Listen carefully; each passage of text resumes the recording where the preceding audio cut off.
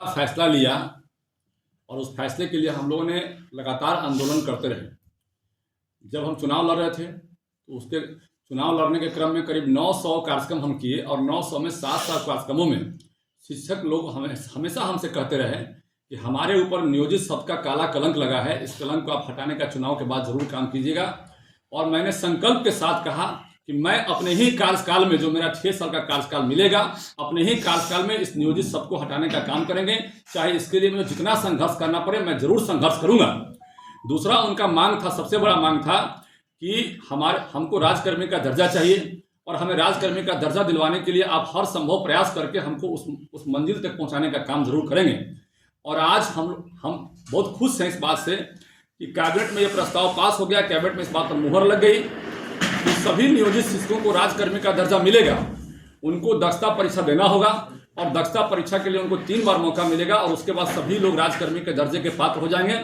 और उसके बाद जो उनके पास समस्या थी, खासकर एक ट्रांसफर की समस्या थी, वो ट्रांसफर की समस्या भी दूर हो जाएगी।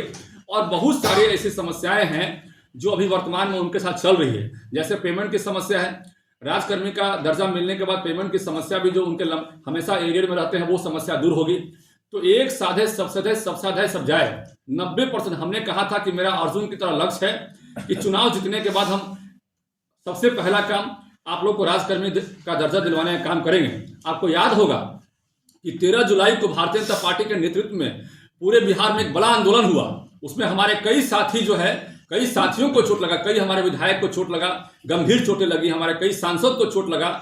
हमारे याद होगा कि सिग्रीवाल साहब को बड़ा चोट लगा था। हमारे कई कार्यकर्ता, हमारे पार्टी के कार्यकर्ता जो है घायल हो गए, बुरी तरह घायल हो, किसी का पैर टूट गया, किसी का माथा फट गया।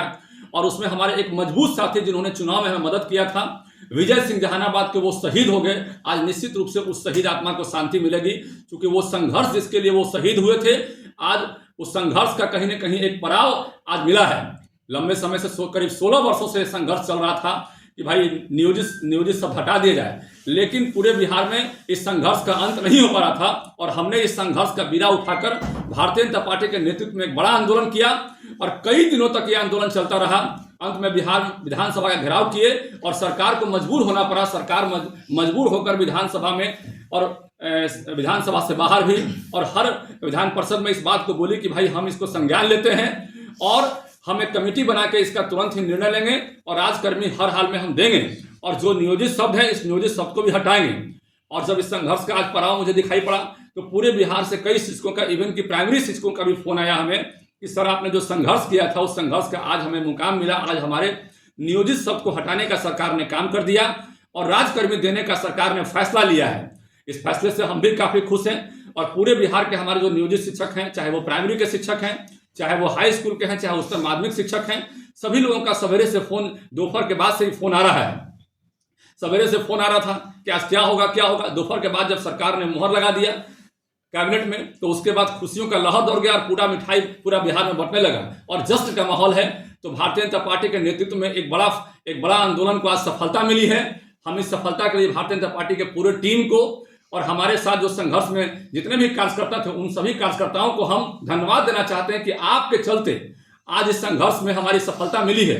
आज शिक्षकों को बड़ा संघर्ष का जीत का सफलता मिला है। लंबे समय से वो चिंतित थे और जहां भी वो समाज में घूमते थे अपने आप को कलंकित महसूस करते थे।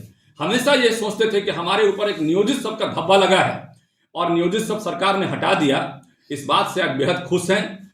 इसके साथ ही हम एक बात जरूर करना चाहेंगे, हम सरकार से मांग करते हैं कि जो 3 बार जो सक्षमता परीक्षा लेने का आपने कहा है कि हम 3 बार आपका परीक्षा लेंगे, उसके बाद हम राजकर्मी का दर्जा देंगे, तो हम सरकार से मांग करते हैं कि इसको लेने की आवश्यकता नहीं है, क्योंकि बीपीएससी के माध्यम से जो एग्जाम अभी दिया गया था उसमें हमारे जितने भी नियोजित शिक्षक थे उसमें 90% से ऊपर साथी उसमें पास आउट हुए। इस बात को आपने देखा और रिजल्ट में भी आया। इसका मतलब यह हुआ कि आपका जो पैरामीटर है, आपका जो क्वालिफिकेशन का पैरामीटर है, गुणवत्ता का जो पैरामीटर है, उसमें हमारे सारे के सारे नियोजित शिक्षक पास हो रहे हैं। चाहे वो किसी भी क्लास में अपने आप को फिट करने के लिए एग्जाम दे रहे हैं, किसी भी क्लास के लिए वो एग्जाम दे रहे हैं, तो अब इसके लिए अलग से परीक्षा लेने की मुझे लगता है कि आवश्यकता नहीं है।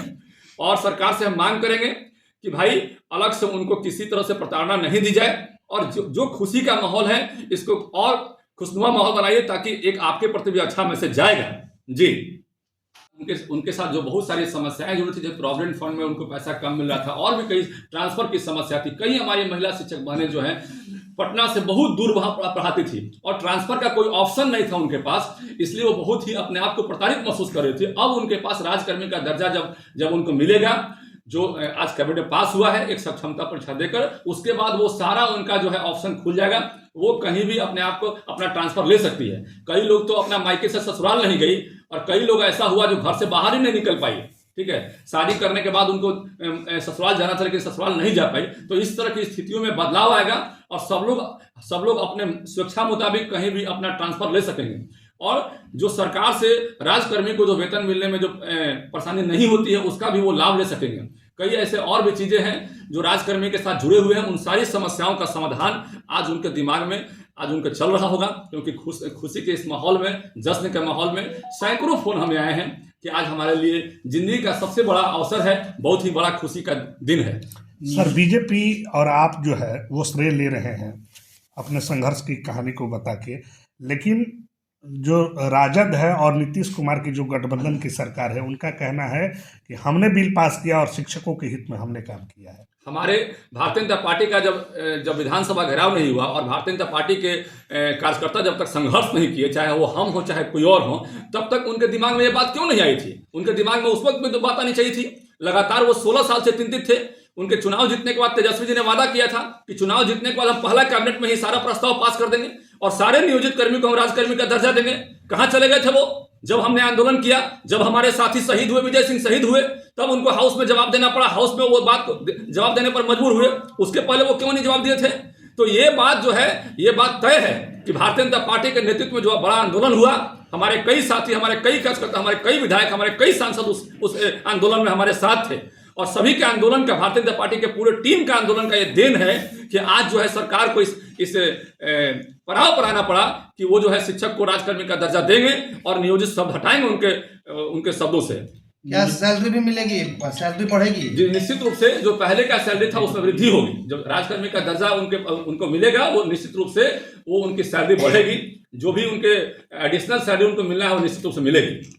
नियोजित शिक्षकों से पढ़ाने के अलावा कई काम कराए जाते थे, क्या राज्यकर्मी होने के बाद भी वो काम शिक्षकों से ही कराया जाए? हमेशा हमारी सरकार से मांग रही है कि पढ़ाई के लिए उनको लिया गया है, उनको पढ़ाने दिया जाए। समाज में युवाओं को पढ़ाना जरूरी है। यदि आप भविष्य का निर्माण करना चाहते हैं, बिहार के भविष्य का, युवाओं के भविष्य का निर्माण करना चाहते हैं, तो उनको पढ़ाने से वंचित नहीं किया जाए। आप पढ़ाने के अलावा सभी काम उनसे लेते हैं, इसका हमने हमेशा विरोध किया है। और निश्चित रूप से हम कहना चाहेंगे कि सरकार के दिमाग में ऐसी बात जरूर चल रही होगी कि इसके बाद उनसे अन्य काम नहीं लिए जाएंगे। जो है वो अपने पद से इस्तीफा देकर जा रहे हैं जी। एक होड़ लग गई है। क्या माना जाए कि बिहार में शिक्षक जो हैं उन पर काम का बोझ है या क्या, क्यों आखिर जा रहे हैं? देखिए, अभी जो पुराने हमारे नियोजित शिक्षक हैं उसमें से वो जो है अपना रिजाइनेशन नहीं दे रहे हैं, या दिए भी हैं तो 1 आध 2 3 दिए हैं, ज़्यादा संख्या में नहीं दिए हैं। और जो नए शिक्षक बहाली हुई बीपीएससी के माध्यम से उसमें से दे रहे हैं। क्योंकि अभी जो सरकार का जो है टाइम टेबल का हिसाब किताब, वो टाइम टेबल का हमने विरोध किया है कि 9 से 5:30 का टाइम टेबल आपका कहीं से सही नहीं है। शाम के बाद अंधेरा होता है और ग्रामीण इलाकों में आपने उनका पोस्टिंग किया है और उनको दूर जाना पड़ता है कहीं रहने के लिए, क्योंकि आवास की सुविधा ग्रामीण इलाकों में नहीं है। आपने कहा कि हम आवास की सुविधा देंगे, लेकिन आवास की सुविधा आपको देने में समय लगेगा और जब तक आप आवास की सुविधा नहीं देते हैं तब तक रहने, खाने पीने और जाने आने में परेशानी है। और ट्रैफिक की समस्या ग्रामीण इलाकों में हमेशा रहती है। इसलिए इस तरह उनको जो है फैसला लेना पड़ रहा है। और हम सरकार से मांग करते हैं और पहले भी मांग करते रहे आप लोगों के माध्यम से कि ये टाइम टेबल को सुधारने का काम किया जाए और किसी भी शिक्षक को शिक्षक ही रहने दी जाए। ये बुद्धिजीवी वर्ग को आप श्रमजीवी वर्ग समझने का काम नहीं करें। और श्रमजीवी वर्ग और बुद्धिजीवी वर्ग में बहुत अंतर होता है। आप लेबर की तरह, मजदूर की तरह उनसे आप काम नहीं लीजिए, आप उनसे बुद्धिमान और बुद्धिजीवी वर्ग की तरह काम लीजिए। और एक टाइम टेबल होना चाहिए जिसमें अपने आप को वो स्वस्थ महसूस कर सकें और हेल्दी माइंड से ही आप बच्चों को पढ़ाएंगे तो अच्छा पढ़ा सकते हैं। 1 किलो किसी को खाना खिलाना है और 4 किलो खाना खिलाने का आप काम करेंगे तो क्या बच्चा पचा पाएगा? नहीं पचा पाएगा। इसलिए यदि किसी को पचाने की क्षमता 1 किलो है तो उसको 1 ही किलो खिलाइए ताकि वो पचा पाए और अपने शरीर का वो ध्यान रख सके और वो स्वस्थ रह सके।